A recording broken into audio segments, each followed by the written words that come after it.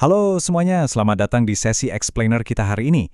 Kita bakal ngebedah habis-habisan sebuah karya super monumental dari Joseph A. Schumpeter yang judulnya Capitalism, Socialism, and Democracy. Ini bukan cuma ulasan buku biasa ya, ini ibaratnya sebuah otopsi intelektual. Kita bakal menguliti salah satu analisis paling tajam di abad ke-20 soal sistem ekonomi kita dan melihat gimana pemikiran tersebut membedah ideologi Karl Marx secara analitis, objektif, dan jujur aja lumayan mengejutkan. Nah, kita mulai dari satu pertanyaan yang lumayan bikin mikir nih. Bisa nggak sih kapitalisme itu bertahan dari kesuksesannya sendiri? Schumpeter dengan berani berargumen kalau kapitalisme itu pada akhirnya bakal menghilang. Tapi tunggu, alasannya sungguh di luar dugaan. Kapitalisme bakal runtuh bukan karena sistem itu gagal, tapi justru karena kesuksesannya yang kelewat luar biasa. Premis ini benar-benar memutarbalikkan nalar konvensional kita, dan hari ini kita bakal ngupas tuntas gimana tepatnya dia bisa sampai pada kesimpulan itu. Buku keluaran tahun 1942 inilah yang bakal jadi jangkar kita. Tokoh-tokoh besar kayak John Kenneth Galbraith bahkan ngakuin kalau ini tuh bener-bener mahakarya ilmu sosial abad ke-20. Buku ini nggak cuma menantang para ekonom, tapi maksa kita semua buat mikir lebih dalam. Schumpeter itu nggak gampang menolak atau menerima gagasan masa lalu gitu aja. Dia membedahnya dengan sangat-sangat presisi. Oke, ini peta jalan kita buat sesi kali ini. Kita bakal kenalan dulu dengan peramal kehancuran kapitalisme ini, ngintip sedikit sosok di balik bukunya, dan langsung membongkar ideologi revolusioner Karl Marx lewat 3 kacamata yang beda. Marx sebagai nabi, sosiolog, dan akhirnya sebagai seorang ekonom. Yuk, langsung kita mulai. Bagian pertama, peramal kehancuran kapitalisme yang mengejutkan. Satu hal yang harus banget kita lurusin dari awal, Schumpeter ini sama sekali bukan revolusioner radikal. Dia justru seorang konservatif yang sangat teguh sama pandangannya. Makanya, pas orang dengan pandangan konservatif kayak dia, nyampe pada kesimpulan masa depan sistem kita yang suram, analisisnya jadi patut banget buat didengerin. Schumpeter berargumen kalau realitas kapitalis itu nggak pernah diem, selalu berubah. Dia ngenalin satu konsep epik yang mungkin sering kalian dengar, penghancuran kreatif atau creative destruction. Dia percaya kalau gejolak inovasi yang selama ini mendorong kemajuan, pelan-pelan bakal ngikis fondasi institusionalnya sendiri. Kemajuan itu sendiri yang ternyata jadi benih kehancurannya. Masuk ke bagian kedua, sosok di balik buku. Buku seberat ini nggak ditulis di ruangan yang tenang sambil ngopi santai loh, tapi lahir di tengah kehidupan yang sangat dramatis dan penuh gejolak dari sang penulis. Bayangin aja whiplash atau naik turunnya hidup Schumpeter ini, dia sempat ada di puncak karir jadi Menteri Keuangan Austria di tahun 1919. Tapi di tahun 1924, dia bangkrut total secara finansial. Terus, yang paling tragis, di tahun 1926 dia kehilangan ibu, istri tercinta, dan anak yang baru lahir secara hampir bersamaan. Kepedihan yang gila-gilaan ini benar-benar mempengaruhi kedalaman analitis dan nada kelam dari tulisan-tulisannya, terutama pas dia nulis mahakaryanya ini di Harvard di tengah-tengah ancaman Perang Dunia Kedua. Oke, sekarang kita pakai kacamata pertama kita. Marx, sang nabi. Schumpeter memulai otopsi intelektualnya dengan cara yang unik, yaitu mengkaji Karl Marx bukan sebagai ilmuwan, melainkan sebagai seorang nabi. Ini langkah yang cerdas banget buat misahin daya tarik emosional dari struktur logis argumen Marx. Schumpeter belak-belakan bilang, buat para pengikutnya, Marxisme itu fungsinya persis kayak sebuah agama. Sistem pemikiran ini nyediain semacam rencana keselamatan dan janji surga duniawi buat jutaan orang yang ngerasa tertindas sama masyarakat borjuis waktu itu.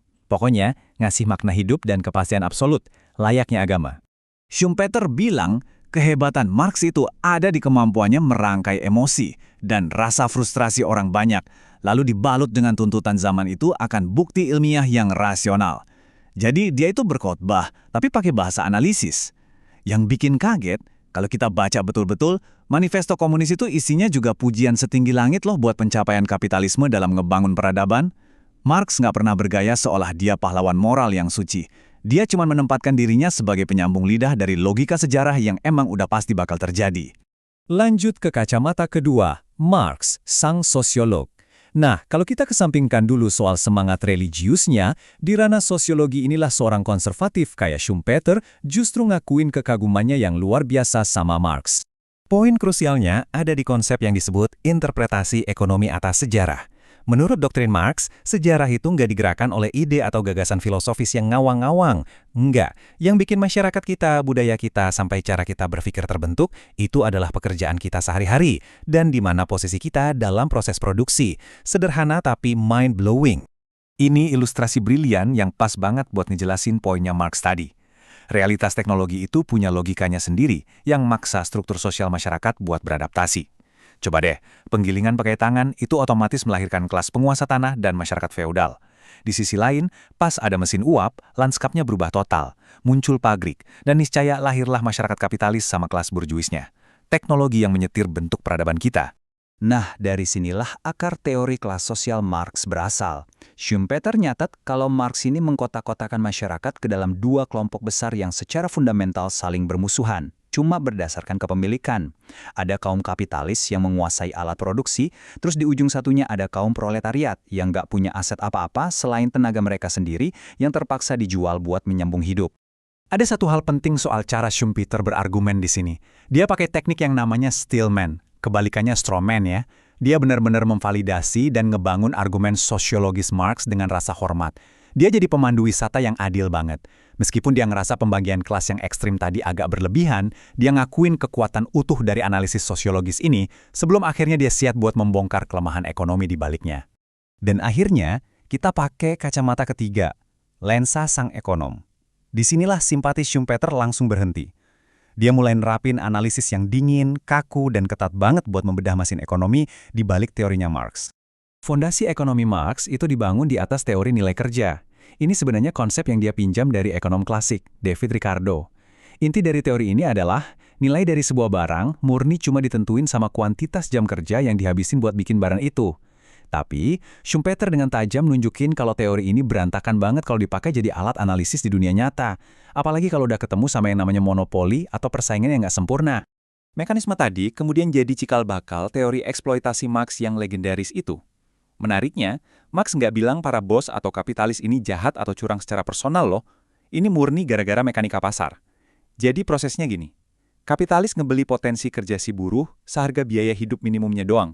Tapi praktiknya, si buruh disuruh kerja jauh melampaui jam yang dibutuhin buat nutupin biaya hidup itu. Nah, waktu ekstra itulah yang secara harfiah dicuri. Selisih waktu ekstra yang nggak dibayar ke buruh ini menghasilkan apa yang disebut nilai lebih atau surplus value. Keuntungan kapitalis itu asalnya murni dari situ. Tapi disinilah poin krusial pukulan telak Schumpeter. Dia berargumen kalau teori eksploitasi ini bakal langsung hancur berantakan di dalam ekonomi yang stabil dan statis. Kenapa? Karena logika aja, persaingan antar pengusaha pasti bakal bikin mereka berebut tenaga kerja, menaikkan upah, dan akhirnya keuntungan surplus tadi bakal kegerus sampai jadi nol. Tapi tunggu dulu, Schumpeter ternyata sempat-sempatnya nyelamatin argumen Marx ini dari kegagalan total. Gimana caranya? Dengan ngingetin kita sama realitas yang sebenarnya. Kapitalisme itu nggak pernah statis. Sistem ini adalah pusaran turbulensi yang tiada henti. Para kapitalis itu ditekan abis-abisan sama kompetisi buat terus mengakumulasi modal, menciptakan inovasi baru, dan terus reinvestasi cuma buat bisa survive. Ironisnya, akumulasi modal yang dipaksakan inilah yang jadi motor kemajuan peradaban kita. Jadi setelah membedah Marx lewat 3 kacamata tadi, Schumpeter berhasil menetralisir unsur politiknya dan memperlihatkan mekanika mentah dari sistem ekonomi kita. Dan ketemulah ironi puncaknya. Ternyata proses inovasi dan akumulasi super kejam yang ngebawa kita ke standar hidup senyaman ini adalah kekuatan yang persis sama, yang pelan tapi pasti, lagi meruntuhkan institusi pelindung kapitalisme itu sendiri. Sesi explainer kita berakhir di sini, tapi sebelum udahan, coba deh renungkan pertanyaan provokatif ini. Kalau otopsi intelektual Schumpeter tentang Marx dan sistem kapitalisme ini emang bener, terus apa artinya buat struktur ekonomi yang kita jalani tiap hari? Kalau badai kehancuran kreatif ini suatu saat nanti mereda, bentuk peradaban kayak apa sih yang bakal kita warisi? Bikin penasaran kan? Sampai ketemu lagi, teruslah bertanya, dan pastinya teruslah belajar.